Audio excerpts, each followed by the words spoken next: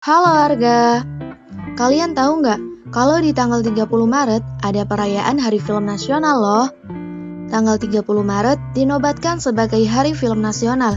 Asalnya di tanggal yang sama pada tahun 1950 merupakan hari pertama produksi film garapan sutradara Usmar Ismail dengan judul Darah dan Doa. Film hitam putih dengan durasi 128 menit ini merupakan produksi pertama perusahaan perfilman Indonesia, yaitu Pusat Film Nasional Indonesia. Tapi nih warga, sebenarnya Lutung Kasarung merupakan film pertama yang diproduksi di Indonesia pada tahun 1926. Namun film tersebut disutradarai oleh seorang Belanda bernama El Heveldap, sehingga film ini kurang pas untuk dijadikan patokan sebagai Hari Film Nasional. Sebelum tanggal 30 Maret ditetapkan sebagai Hari Film Nasional, sempat terbesit pula untuk menjadikan tanggal 6 Oktober sebagai Hari Film Nasional.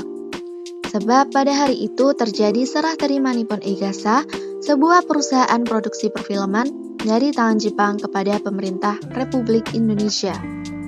Hingga akhirnya nih warga, keputusan diambil dalam konferensi kerja Dewan Film Indonesia bersama organisasi perfilman pada 11 Oktober 1962 di Jakarta. Mereka sepakat untuk menetapkan hari syuting pertama dalam pembuatan film Darah dan Doa, yaitu tanggal 30 Maret sebagai Hari Film Nasional. Penetapan Hari Film Nasional ini diharapkan dapat meningkatkan kepercayaan diri serta sebagai motivasi bagi para insan perfilman di Indonesia. Nah warga, seiring berjalannya waktu, secara perlahan namun pasti, dunia perfilman Indonesia semakin berkembang hari demi harinya.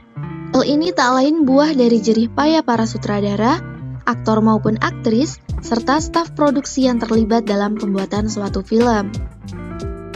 Dari hal tersebut, ada 7 film Indonesia yang pernah masuk nominasi Piala Oscar loh warga. Berikut merupakan beberapa film yang berhasil tembus nominasi Piala Oscar. Yang pertama ada film dengan judul Yuni. Film garapan Kamila Andini pernah mewakili Indonesia dalam ajang Piala Oscar tahun 2022 dengan kategori Best International Feature Film. Sebelum masuk Oscar, Yuni cukup kuat dalam kategori tersebut karena pernah meraih Platform Prize di Toronto International Film Festival 2021. Sayangnya, penghargaan yang pernah didapatkan film Yuni sebelumnya belum bisa mengantarkan karya produser Indonesia ini pada titik kemenangan ajang Piala Oscar. 2. Film Ngeri-Ngeri Sedap garapan tahun 2022. Pada kesempatan kali ini, film Ngeri-Ngeri Sedap terpilih mewakili Indonesia pada Piala Oscar 2023. Film yang digarap oleh sutradara Benny Dion sukses meraih hati 2,8 juta lebih penonton loh warga. Sebelumnya, Ngeri-Ngeri Sedap telah berhasil memborong beberapa nominasi dalam ajang Festival Film Bandung. Di antaranya ialah nominasi film bioskop terpuji, penulis skenario terpuji, penata editing terpuji, penata musik terpuji, dan pemeran utama pria terpuji. Namun, di daftar pendek nominasi Oscar 2023, judul tersebut tidak tercantum. 3. Perempuan Tanah Jahanam. Dalam ajang Piala Oscar 2021 lalu, film horor karya Joko Anwar terpilih menjadi wakil Indonesia dalam penghargaan bergengsi tersebut. Perempuan Tanah Jahanam menjadi film dengan genre horor pertama karya sinias Indonesia yang masuk dalam nominasi Best International Feature Film. Film yang dikenal dengan judul lain, Impetigore ini memenuhi segala kriteria Oscar, seperti dari segi penyutradaraan, naskah skenario, hingga kemampuan dalam menunjukkan budaya lokal Indonesia. Sayangnya, film yang dibintangi oleh Tara Basro ini gagal melangkah ke babak 15 besar dalam nominasi tersebut. 4. Surat dari Praha. Tahun 2017 lalu, Surat dari Praha pernah mewakili Indonesia di ajang Piala Oscar. Disutradarai oleh Angga Dwi Masa Songko, film ini terinspirasi dari kehidupan para pelajar di Praha yang tak bisa kembali ke Indonesia. Meski sukses memenangkan penghargaan dalam negeri, namun Surat dari Praha belum mampu memasuki nominasi Piala Oscar. 5. Film yang berjudul Turah. Film Indonesia yang masuk Oscar pada tahun 2018 lalu ini berjudul Turah. Digarap oleh Wicaksono Wisnu Legowo, film ini sukses memenangkan penghargaan dari berbagai festival film di luar negeri.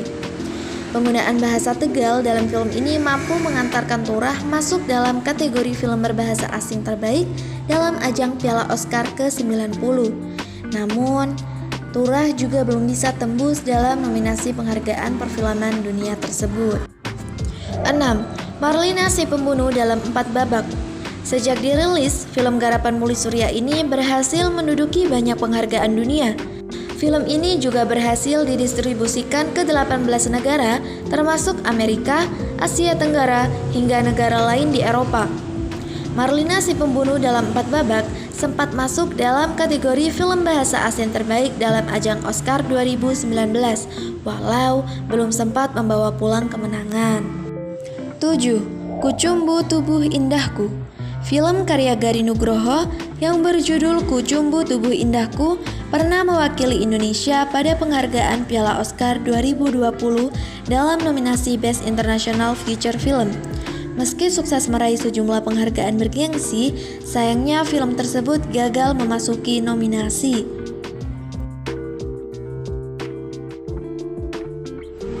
Keren banget kan warga?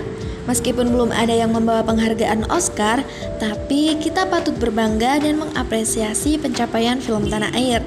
Nah, sekarang kita simak tanggapan remaja seputar perfilman di Indonesia. Nama gue Syahla dari jurusan Komunikasi Penyiaran Islam semester 4. Nama saya Derul Abi Jaki dari Jurnalistik semester 4. Halo, nama aku Mutia, aku dari SMA 59 Jakarta. Nama saya Abdillah dari SMAN 59 Jakarta juga. Oh iya, tahu. Di tanggal 30 bulan Maret. Kalau dari aku sendiri aku kurang tahu. Kalau pribadi sih juga sama sih, kurang tahu, baru dengar sekarang juga sih. Tahu. 30 Maret ya? Iya. Ada sih, kalau genre sebenarnya gue suka fantasi sih, seperti film-film Harry Potter tuh. Kalau aku sukanya komedi sama romance. Kalau ya film-film yang di nasional ini, terutama sih sukanya itu komedi.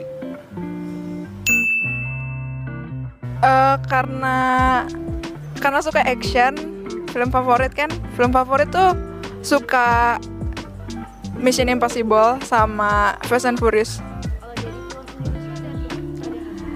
Paling suka banget itu film Indonesia Serigala Terakhir. Favorit, kalau untuk favorit sih mungkin lebih ke yang genrenya action ya. Itu karena action sekarang udah mulai bagus-bagus sih di Indonesia. Oh, kalau judul film aku ada, yang paling aku suka adalah OKB, Orang Kaya Baru. Tadi kan untuk komedi kan ada beberapa sih yang disuka, tapi yang paling utamanya sih paling suka yang tadi Warkop DKI Reborn. Kalau aktor Indonesia ya, aktor Indonesia paling suka Abimana. Kalau aktor luar negeri itu udah pasti Tom Cruise. Kalau untuk sutradara Joko Anwar sih, dan untuk aktor Vino G. Bastian. Kalau aku tahunya artis yang aku suka itu ada Reza Rahadian, terus sama Jeffrey Nicole. Waktu itu kan pernah ada film Warkop DKI Reborn. Itu kan salah satu komedi juga, dan salah satu favorit komedi saya di film nasional. Pemainnya itu kan kalau nggak salah favorit saya itu Abimana Arya Satya sama Vino G. Kalau perfilman di Indonesia sih bagus sih sebenarnya, cuman karena mungkin Indonesia lebih banyak genre horor gitu ya. Jadi kalau boleh nambah saran gitu kan ya? Untuk kedepannya sih semoga film Indonesia tuh lebih nambahin action genre-genre yang lain lah selain horor atau romance gitu kan. Udah terlalu banyak horor dan romance gitu sih. Untuk tanggapannya semakin menarik sih. Semakin kesini tuh kayak makin keren-keren aja gitu film-film di Indonesia. Nggak kalah dengan film-film di luar. Kalau menurut aku sih udah bagus ya, udah hampir kayak drama-drama Korea di luar sana. Terus kalau dibandingin sama sinetron yang kayak kita sebut aja misalnya, udah berkembang jauh banget sih kalau menurut aku. Kalau menurut saya sih, kalau untuk perfilman, emang sekarang Indonesia itu filmnya lagi sangat berkembang di genre mana aja. Dan itu sangat bagus untuk market entertainment Indonesia. Lebih ke pemerintahannya sih.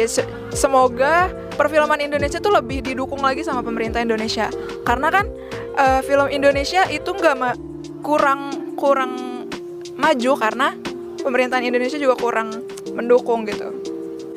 Untuk harapan mungkin lebih menginspirasi ya, karena film Indonesia pun sekarang udah mulai banyak yang menginspirasi, dan harapannya semoga masyarakat bisa menonton dan ikut termotivasi atau menjadi terinspirasi sih dari film-film Indonesia tersebut. Kalau menurut aku sendiri, perfilman Indonesia tuh harus bisa berkembang sesuai khasnya masing-masing. Bagus, tapi jangan sampai kita harus ngikutin dari dunia luar gitu loh, ngikutin kayak Korea atau dari western banget.